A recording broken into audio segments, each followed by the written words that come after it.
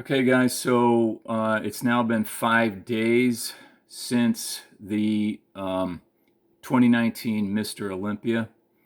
And before I get going here, yes, first of all, I want to say that I realize that this photo here of Chris Bumstead is not from 2019, it's from 2018. And I apologize, but I could not find what I was looking for yet on the internet of the 2019 Olympia. But this is just for comparison, just to get maybe an idea of perhaps what the judges in the classic physique at the Olympia, are kind of looking at here. So that's why I've got this picture of Chris Bumstead compared to Frank Zane.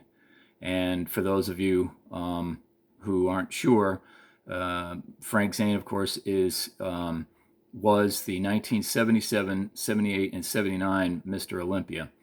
And he was probably one of the smaller Mr. Olympias. He won all of them at under 200 pounds. I realize there's a difference, obviously, because Chris is bigger than Frank Zane.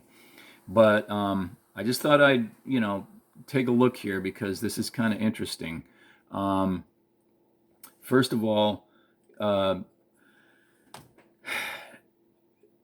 there's been a lot of criticism about Chris winning against Breon Ansley, and nothing against Breon. I like Breon's physique. He doesn't really have much in the way of any weaknesses, and so nothing against Breon, but obviously Chris won this year.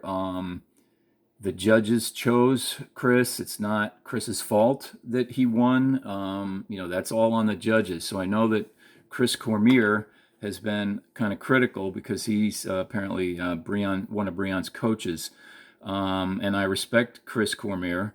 But if he's got a problem, then he needs to address the judges, not Chris Bumstead. But anyway, getting back to this particular couple of photographs here.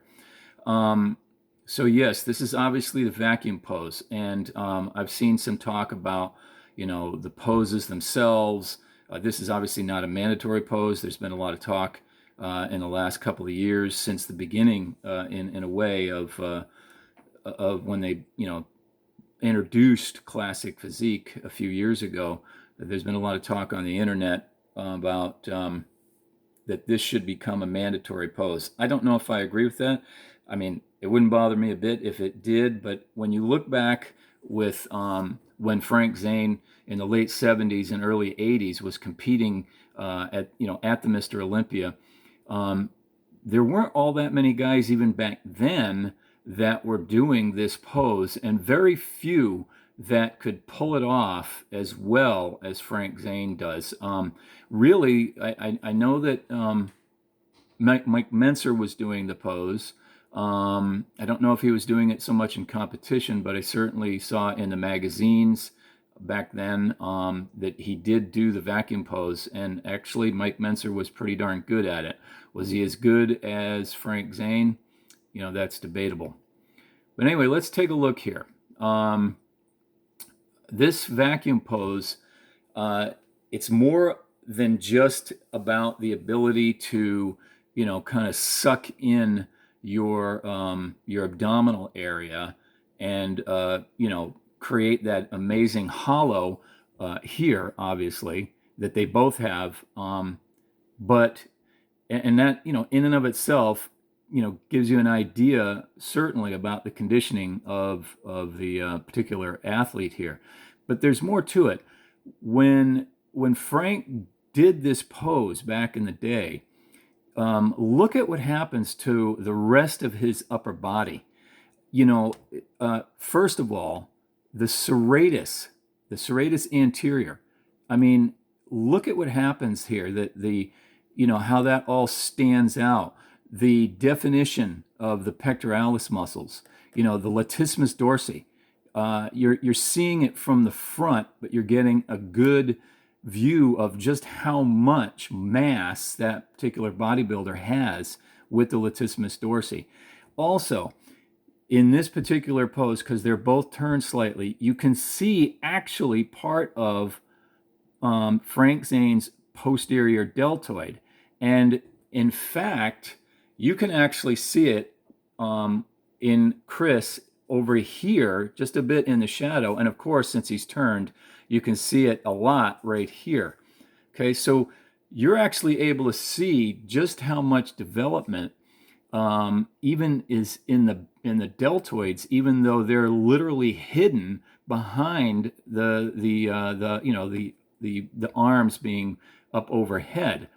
And then of course you're also able to see, the arm development, the triceps and the biceps, and then even into like this part of the tricep, the medial head. So there's a whole lot of detail here that just gets brought out. And not to mention the other thing that happens is that it kind of takes and expands the rib cage, but at the same time almost flattens it out, and broadens the whole sort of upper body. And so when you look at the details here, almost in a way, there are so many similarities between what's going on with Chris, the serratus, the whole sort of broadening of his entire sort of upper body. Again, look at this right here, the similarities in what's going on here with the triceps.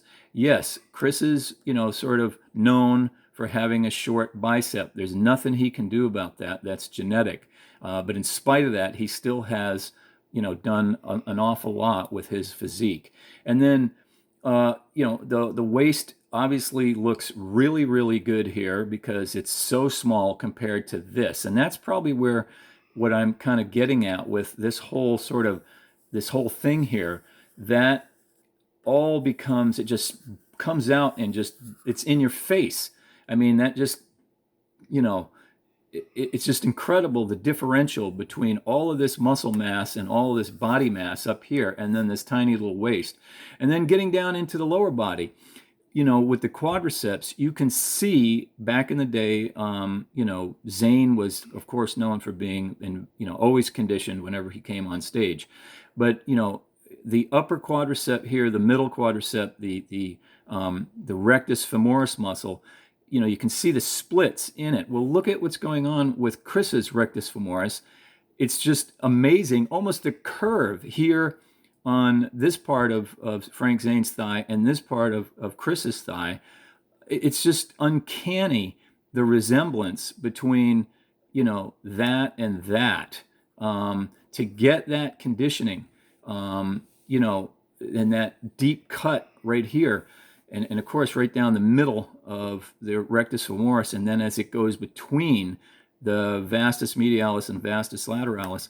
I mean, this is what perhaps the judges were looking at when they were looking, obviously not at this picture, but in the at the 2019 Mr. Olympia. So I'm not trying to make any rationalizations perhaps, but just trying to maybe shed some light as to why they put Chris first. And it was, I don't know if it was as close as last year. I haven't looked at the the scores and all that kind of stuff, but back when I was an NPC judge, yes, certainly during the mandatories, you are looking at the specific body parts that they're trying to show, front lat spread, you're looking at the lats and all that, front double biceps, looking at the biceps, but it's not as simple as that. I don't know about the other judges, but when I was looking at the competitors' physiques, I was always looking at the entire physique from calves all the way to forearms and everything in between, regardless of what body part they were trying to show. It was a presentation of the entire physique. And I just think that it's become, you know, with this new class, the classic physique. I think that it has become very interesting to see how these guys are displaying these more sort of classic physiques that are a little bit smaller, a little lighter than certainly the open division. Nothing against the open division and the 212 or even men's physique, and I'll go into a video later about that. But anyway. I just thought this is kind of an interesting comparison between this, in this particular, pose with, Chris Bumstead and Frank Zane. So anyway, tell me what you guys think in the comments, and hope you enjoyed the video.